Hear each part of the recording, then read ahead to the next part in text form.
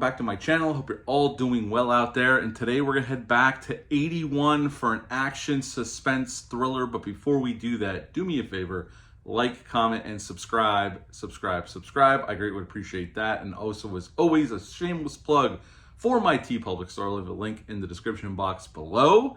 And today we're gonna talk about Southern Comfort. Yes, Southern Comfort came out September 25th of 1981. It's rated R, an hour and 46 minutes long, had a budget of around $7 million, and upon release, sadly, it only made $5 million.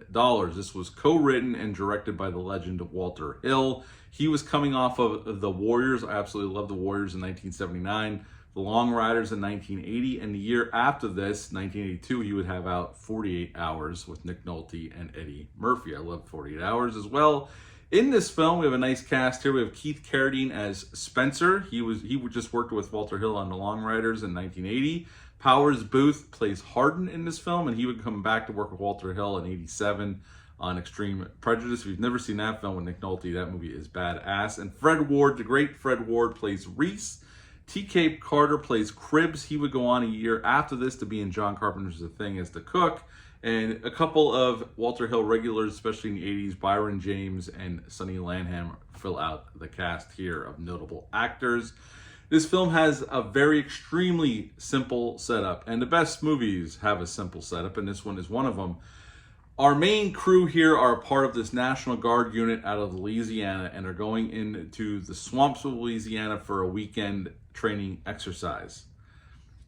As they're in there, they have blanks in their guns, and one of the people in the guard troop decide to open fire on these bunch of locals, even though they're blanks, and the locals fire back, killing their commander. And now they're in a cat and mouse game for their lives, a survival story, to try to stay alive as these locals are hunting them, and they're losing men left and right until we only have two guys left, Powers Booth's character and Keith Carradine's character.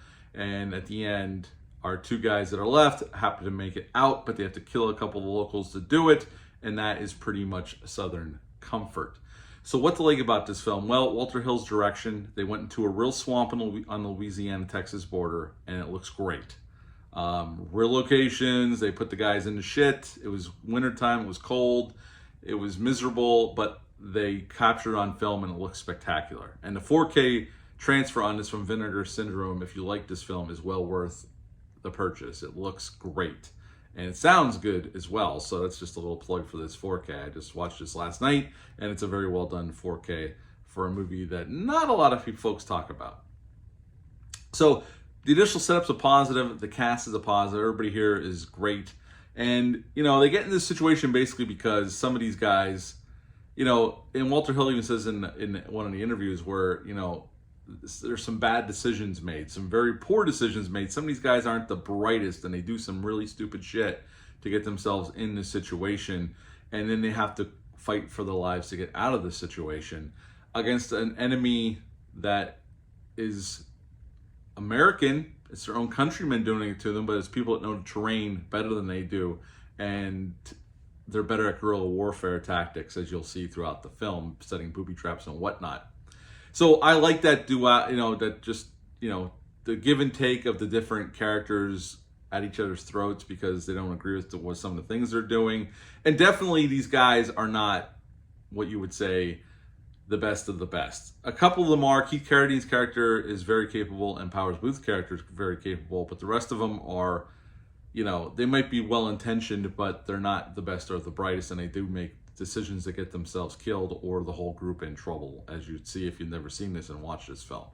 When the violence does happen in Walter Hill's style, it's very visceral, and he loves his slow-mo, and we love his slow-mo for that, and it looks great on screen. And when the violence happens, it's very R-rated, as you would expect from a Walter Hill film. Any downsides? I think a little bit more action could have been peppered in here. I mean, I've seen this movie before, so I knew what I was getting into, but it's the first time I've seen it in a while. This 4K was the first time I've watched this in quite some time. But other than that, I really like this film. I think it works really well, and it's definitely it definitely feeds into Walter Hill's sensibilities about, you know, men doing manly stuff, and it's a survival tale at the end of the day. It's very much like Don Coscarelli's little scene movie called Survival Quest. If you've never seen that movie, It was streaming, I think, on Tubi. If you get a chance, check that one out. It's a very interesting movie. Lance Henriksen's in that film. Check that one out as well.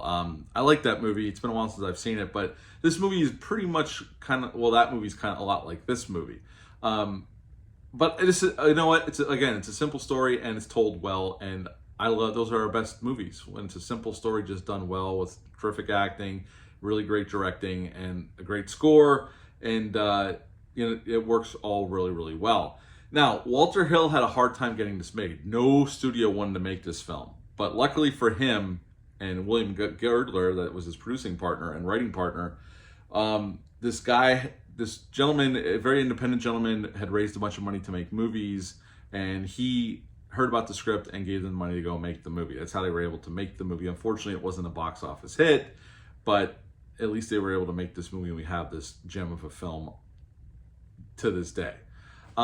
Powers Booth was hired after Walter Hill and William Girdler saw him play Jim Jones in a TV miniseries, and that was called Diana Tragedy, the story of Jim Jones. It aired on TV in 1980. That's how they first saw Powers Booth, and that's why they hired him for this film. They really filmed this in a swamp in Louisiana and Texas, and it shows. I mean, it looks like a swamp or a bayou swamp in that part of the world, and it looks fantastic on film. And Walter Hill does a great job capturing that. And Walter Hill was famously said he knows people are going to try to make comparisons to Vietnam with this film. He goes, but that's not the intention here at all. But many people have over the years, but he firmly said many times, no, it has nothing to do with Vietnam at all. I was just trying to tell a survival story, and that's pretty much it. Other than that, that's all I have on Southern Comfort. This is a very solid survival action suspense film. Very well acted, very well directed, as you would imagine from Walter Hill. I highly recommend if you've never seen it. If you're a fan of this film and don't have this 4K and you like 4Ks, this is definitely worth the upgrade once again from Vinegar Syndrome. It was on sale a little while ago. That's how I picked it up, but wait for the sale, folks. You can get a better deal if you just hold on and get a sale, or sometimes on eBay you can find it a little cheaper. But at the end of the day, I would rate Southern Comfort a 9 out of 10. 9 out of 10 for Southern Comfort. Have you ever seen this film? Leave a comment down below. Let me know. Once again, please hit the thumbs up. Please subscribe. I greatly would appreciate that. That's it for this review. I'll be back soon with some more, but until next time, bye.